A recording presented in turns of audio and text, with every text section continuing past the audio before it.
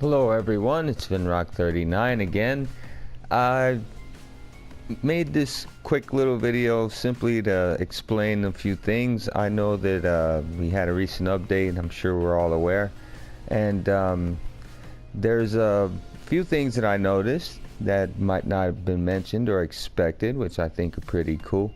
And there's also some things I feel let down about, but I'm just touching base, getting this out here because I've got to redo my videos because a lot of things have changed for us, which are positive things, really.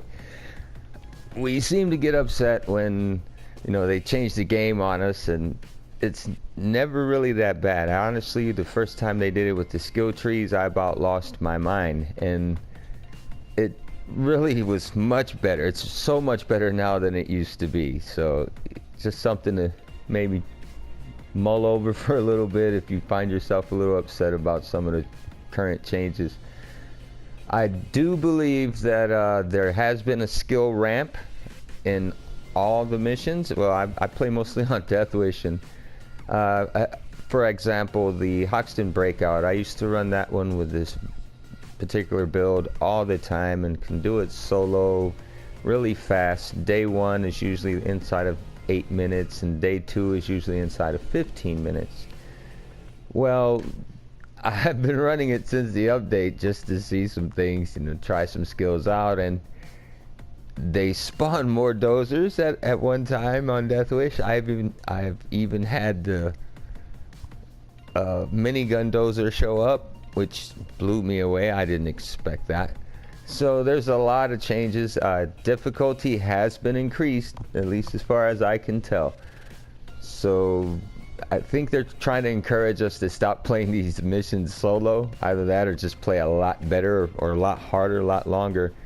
But that seemed to be the difference. There's just so many more specials spawning that it's really welcomed. I actually kind of enjoy that it's a little harder. So now I can play in Death Wish, and it's more of a challenge. Not saying that it was easy, but I don't mind a bit of a challenge. A lot harder in the new skill of Death Sentence, formerly known as One Down. That was really hard. So that's situational for me. If I'm not really feeling up to doing a 2-3 hour heist, I'm not going to play on Death Sentence, even though I can turn off the 1 down modifier and have as many downs as we do in any difficulty setting, which I think is sweet.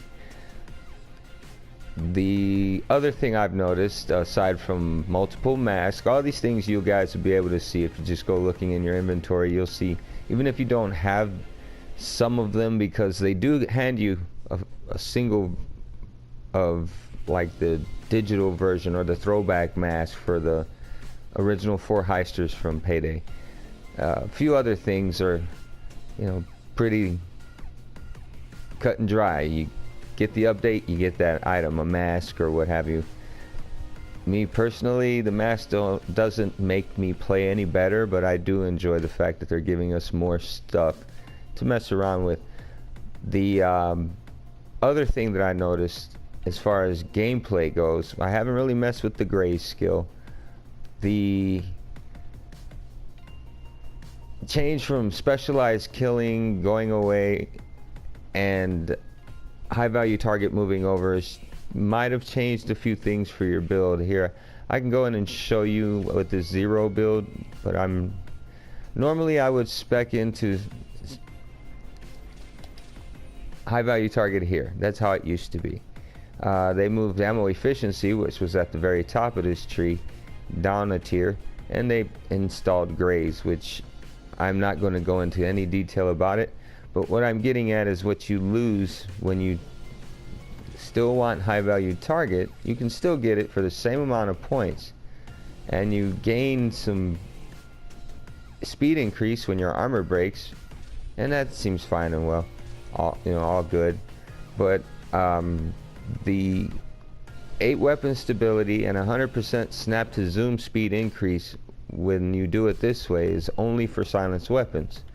When you had it this way, that 100% snap to zoom speed was for all your weapons, and this would give you that 8 weapon stability across the board for all your weapons as well. So that's what you're going to lose out. Your secondary, if it's not silenced, you won't have the benefit of the snap to zoom speed or the 8 weapon stability, but it's not so major. It's just one thing I noticed when they moved high value target over to the silent killer branch in the ghost tree. So that's one thing thought some of you might find useful information. The other thing is trip mine sensors actually, well, at least I did a shadow raid and I used my trip mine sensors to sneak the place, and civilians will set off your trip mine sensor, so that's pretty awesome. Marking them with trip mine sensor for civilians is really cool. I always wondered why they didn't mark them even though they're passing the beam just like the law enforcement, but now it seems that trip mine sensors will detect anyone walking through them as long as it's not a teammate, I imagine. So that was really cool. All the weapons, mostly all of them, got a nice little increase in damage. I did notice that something might be a little off with the game. I don't know if they're gonna have to patch or do some other updates to kind of smooth it out, but it has gotten glitchy, especially with me using shotguns. I noticed I've been getting a lot of weird things happening when I'm shooting my shotguns. So hopefully they'll get that sorted out, unless that's just what they did to make the shotguns a little less devastating, because shotgun builds are, in my opinion, the way to go.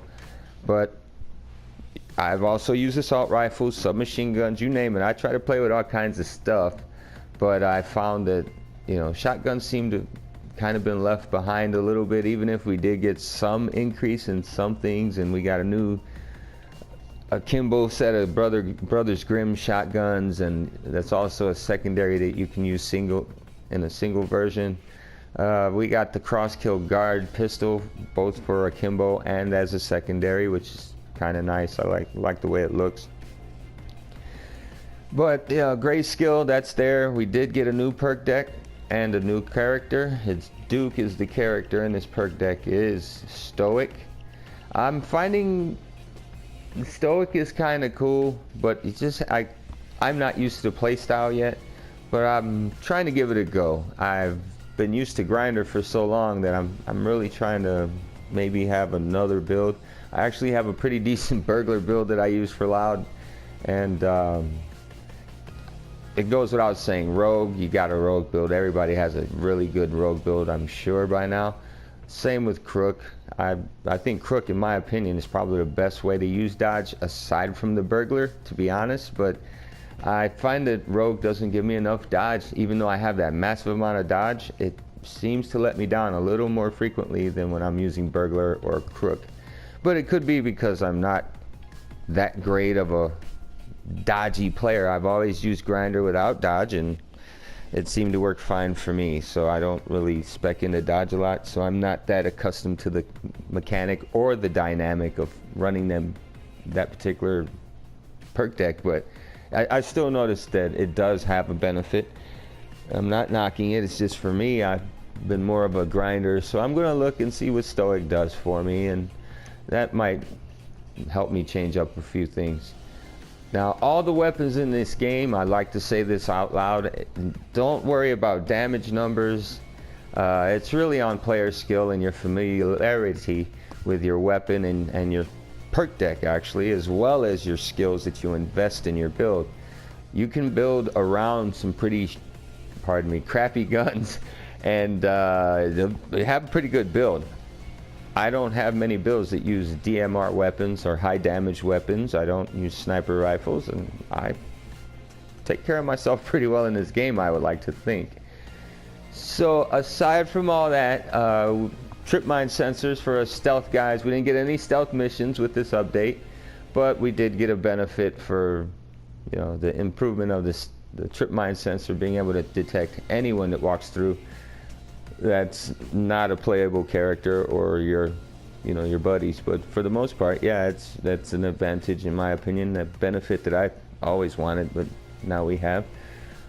Hopefully they don't say, oh, that's wrong, and then take it away from us, but there are a few things that we didn't get, but I'm under the impression that we're still going to get more stuff before the end of the year. So just keep your, ear to the ground and see what's going on. If I find out anything, I will try to keep up with it.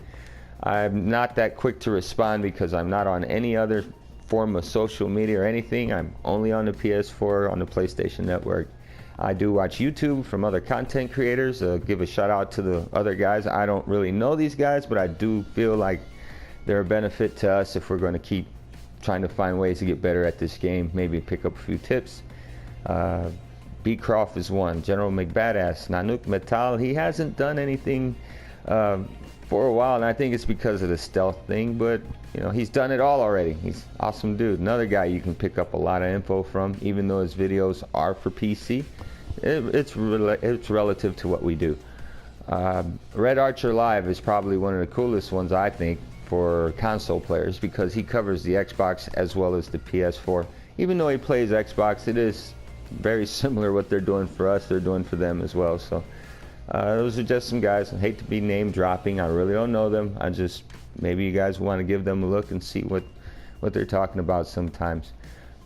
But all that aside, dive into your inventory, look into your mask, your weapons, and everything. I'm going to replace all those outdated gun mod videos, because if the numbers are different, I want them all to be consistent with what we're playing with now. So I'll definitely have to change those videos, but it's going to be a slow process. So take care, be well, and good games, everyone.